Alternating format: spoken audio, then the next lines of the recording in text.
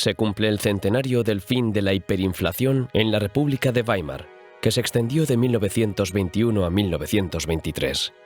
En aquella época se llegó a imprimir billetes de hasta 100 billones de marcos. A comienzos de 1923, la escalada de precios hizo que los salarios no fueran capaces de costear los gastos básicos de una familia media. Una barra de pan pasó de costar 250 marcos a 200 billones. Un periódico que costaba un marco en mayo de 1922 costaba aproximadamente 70 millones en 1923. Los trabajadores cobraban 2 veces al día, aprovechando la pausa de la comida para acudir a los comercios, muchas veces a comprar bienes que no necesitaban, pero que intercambiarían más tarde mediante el trueque. Los restaurantes, dado el alza de precios casi diaria, negociaban el precio de las comidas antes de que el comensal se sentase en la mesa, y lo pactaban porque el dinero perdía valor cada hora que pasaba.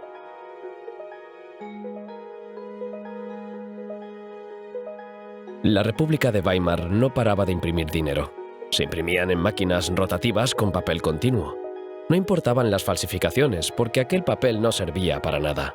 Se llegó a contratar a 12.000 personas para realizar la impresión de billetes. Además, se contrataron 60 empresas privadas para ayudar a que se imprimiesen los billetes. Se gastaron enormes cantidades de papel. Solo entre octubre y diciembre de 1923 se utilizaron 5,5 millones de kilogramos de papel.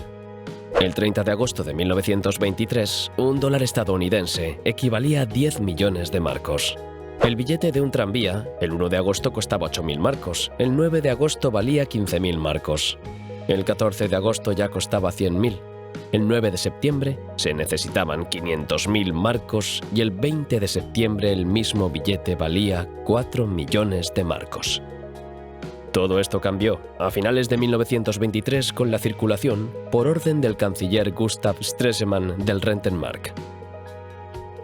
¿Cómo se llegó a esa situación?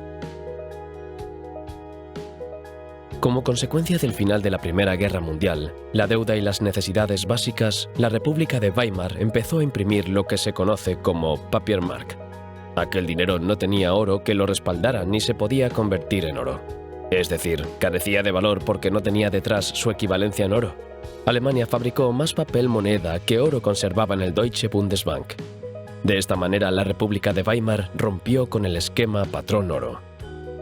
La Alemania de después de la Gran Guerra tuvo que pagar por el Tratado de Versalles unas enormes cuantías en concepto de reparaciones de guerra a Gran Bretaña y Francia.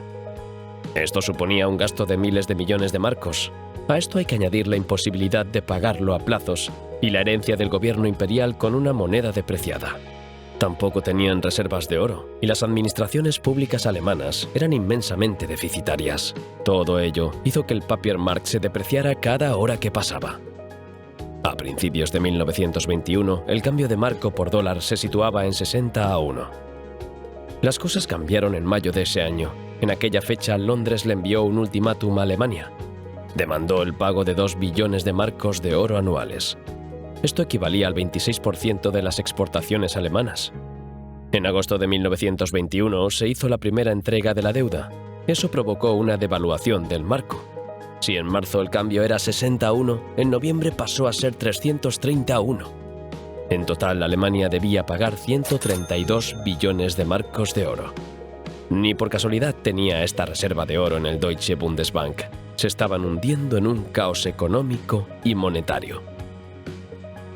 ¿No hay dinero? Imprime más.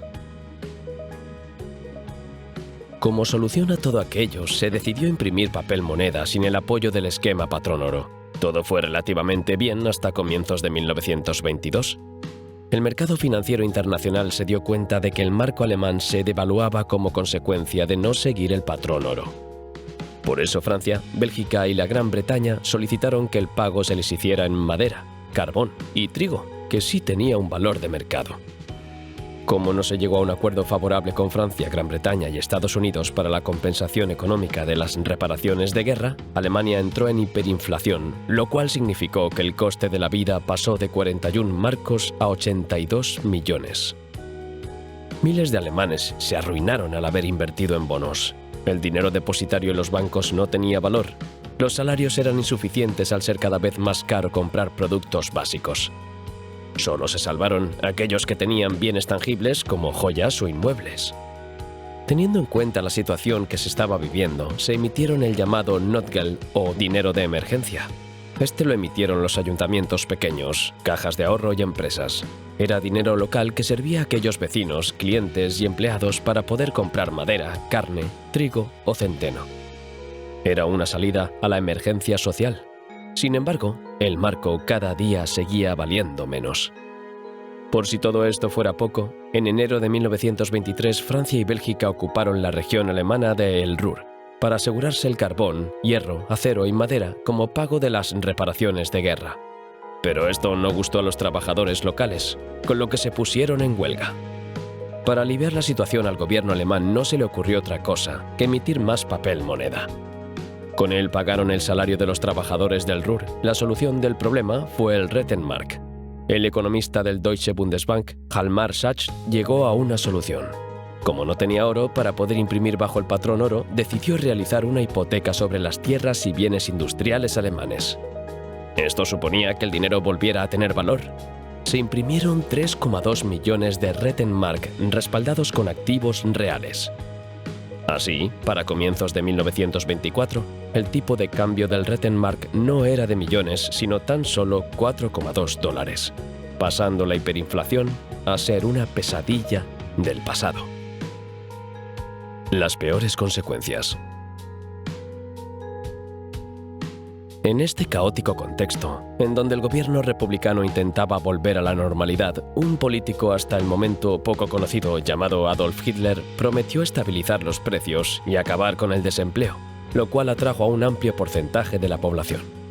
En la segunda vuelta de las elecciones presidenciales de 1932, Hindenburg, del Partido Conservador, obtuvo el 53% de los votos, Hitler casi el 37%, y el comunista Thälmann poco más del 10%.